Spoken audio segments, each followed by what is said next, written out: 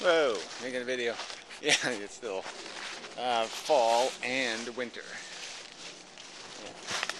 Yeah, kind of. Anyway, so yeah, I have to get out and about. And, I didn't take the right path, of course, so I have to navigate this double tree thing. Yeah. Still haven't cut, so I gotta get to that. Whew, really quite horrible weather. Yeah, it just really is. Who the fuck wants to do this winter thing? Not I. Anyway, so thinking generally speaking, subject, truth, the fact that there is one to be described. There is a reality. You either accurately describe it or inaccurately describe it. So we should be able to agree that really there's not a lot of alternatives here. You have to account for what's here. That's just logical to do that. And you account for it with a description of mechanics and function. And in that description, the word evolution comes up and blah blah blah, gladiator war, blah blah blah. So yeah, we survived the contest to be here to play a game where we derive our satisfaction in an exchange. There's an exchange rate. It seems like there's an awful lot of these nihilist types out there who just want to pretend there's no cause and effect, and that they don't somehow have to account for the effects they cause. And I mean they, not in the deterministic sense, in the sense that obviously their programming is their programming. Obviously they've been indoctrinated by the silly cultures, and they're totally owned by it, and they can't help themselves, and they're totally addicted, and blah blah blah. But there's the thing that allows any of that to mean anything, that cultural crap or traditions or addictions, is mindset. It really depends on the price being paid for your addiction, whether you can get over it, how much a tradition will cost, whether you can get over it. If it doesn't matter, well then you don't bother. But if it matters, you better bother. And but you can't negate the existence of this value exchange that takes place when you breathe in and breathe out, when you touch things, bad touch them and good touch them, the things in the world and in your life. You have to account for it. You can't just pretend it has nothing to do with you. Oh, what I do to people has nothing to do with me. Yeah, well, that's just such a pile of crap. Garbage, nonsense. Yeah, so we can get into an argument about the sensibilities that people have, the fact that they don't get it or don't want to get it, in terms of being scared and humbled and terrified by how wrong life can go. And then there's the more fundamental argument where there will be action. Not acting is acting. The default exists. And the default shouldn't be an ignorant or stupid cause. We should try to make the default the best we can do. That should be the default, should be, we'll give it the college try. To be rational and reasonable and fair and decent. Yeah. And maybe it won't be good enough, maybe it won't be spectacular, but it'll beat the hell out of, I will not apply intelligence to the circumstance. I will instead, rely on native, natural disposition, which we know where that goes. Well, apparently some people don't know where that goes. But where it goes basically is blender. It goes in one end you know, in an arrangement, and it comes out the other end not arranged anymore, not arranged very well, a very bad arrangement. And yeah, that's the way, that's what life does, grinds it up. So anyway, so you know, this is all kind of just getting to this idea that you know, there's this truth of description. This is what reality is doing. And then there's this other ethical argument over this idea that something's going to get imposed. There will be a future. And the word imposed is important in terms of do you have a right to impose a risky default, a risky potential, when the option of a no risk, no yield either, but no risk is provided.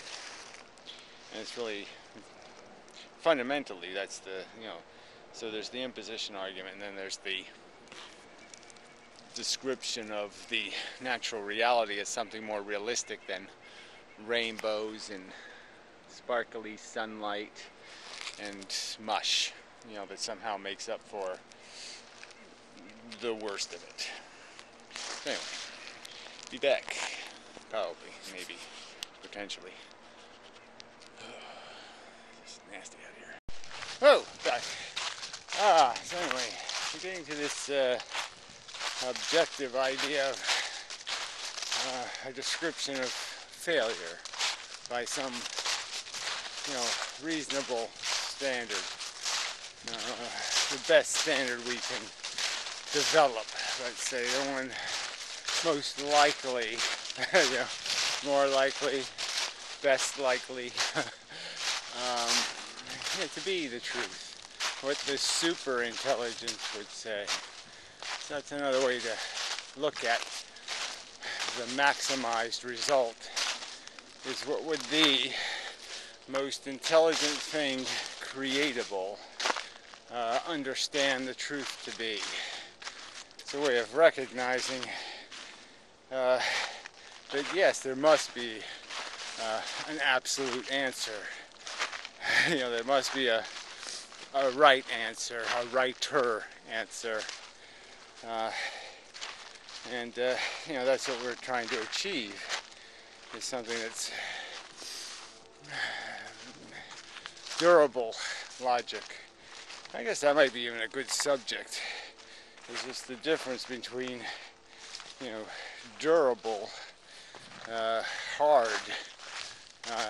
kind of science or math versus the softer, mushier, you know, what's still reasonably uncertain versus what you know, has rationally, reasonably been established.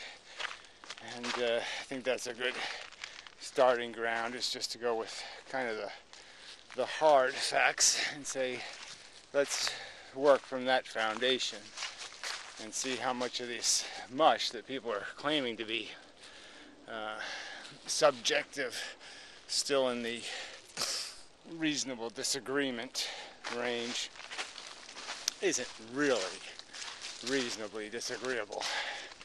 You know, that there is no room for reasonable disagreement on the function of the game. And I guess I sort of gave an example in the previous video. You know, let's say I was to invent a new game, and you know, nobody was addicted to it, nobody was attached to it, you know, like football or baseball, and I was going to have a new third game. Well, soccer, I guess, exists. So anyway, another fourth game, hockey, another fifth game. And I went with my proposal. It was known that, yeah, a certain number of kids will get killed playing, and there'll be a ton of injuries, and very expensive, ambulances, all that kind of shit, just really expensive. Everybody would say it has to have big stadiums and causes all kinds of urban blight and blah blah blah. Yeah, people would say no. I mean, if you're almost going to say, like, nobody in the world knew what gambling was. So nobody had the pleasure of gambling, but nobody had the pain of it. You could understand that that's probably a button. The initiate gambling button is a button you wouldn't press.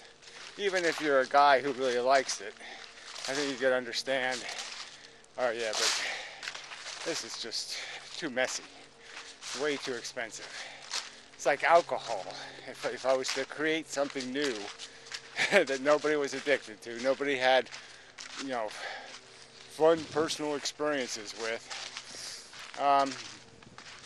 and I was to propose it and say, yeah, it'll, you know, kill 20,000, 30,000 people a year. Yeah, it'll, probably more than that, when you add in the medical costs. You know, and yeah, make people assholes, make them beat their wives, release all kinds of psychiatric issues, and then create syndromes where people spiral on fire, you know, spiral while they're on fire and crash. Yeah, you'd say, no, you keep your invention, please. You know, you should be shot for just inventing something so stupid. And I'd argue that life falls into this category. It's a really dumb idea. And the only reason why you folks are defending it is because it's your pet puppy. It's your little baby. And you're all defensive about it because you're all invested in it. And that's all it is. You're like a desperate religious kook who has no faith, who really doesn't believe, but will desperately defend the faith. You know, Jimmy Swaggart's, so to speak, of the world. Rather make a profit off of it. Ooh, there's a big buck. Big buck doing jumping. See, we make the big buck jump. Jump, big buck, jump. You just did a really great leap. Come on, boy. Come on, you go. Oh, too bad the trees in the way. Damn. That was pretty good. Them bucks can jump. Really is quite a... I don't like deer much, obviously. Giant rats. But you must say, when they are a-leaping, they're a sight to see. Well, I mean, yes, unfortunately, I have to be a little bit chauvinistic. Them bucks is a sight to see. They do have some power. Oh. Raw. The world. Oh, my hand just froze. It really is harshly harsh out here. I probably lost the last of my plants. My little bucket covers probably weren't sufficient. It was too brutal, too harsh, too nasty. Well, it might still be alive. It's good it's got the water in there. Yeah, I was pissed off that the water was in there, but water's a pretty good... Ooh, yeah, I can't get that closed. Heat sink.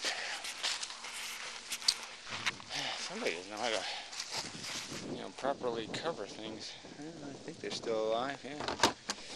So far, so not so bad. Yeah, I hear you, buddy. I hear you. I hear you. Yes, I do. How come you're not in your house? Oh, I guess you might have been. All right, anyway. Yeah, these little monsters. Wow, look at that. Still alive, even after the snow. Pretty good. Tough little fella. See, I'm complimenting the tough little plant that could. And yeah, it's nothing good about it. Fuck that machine. Oh, I forget my nail. I'll do that on my own, I think.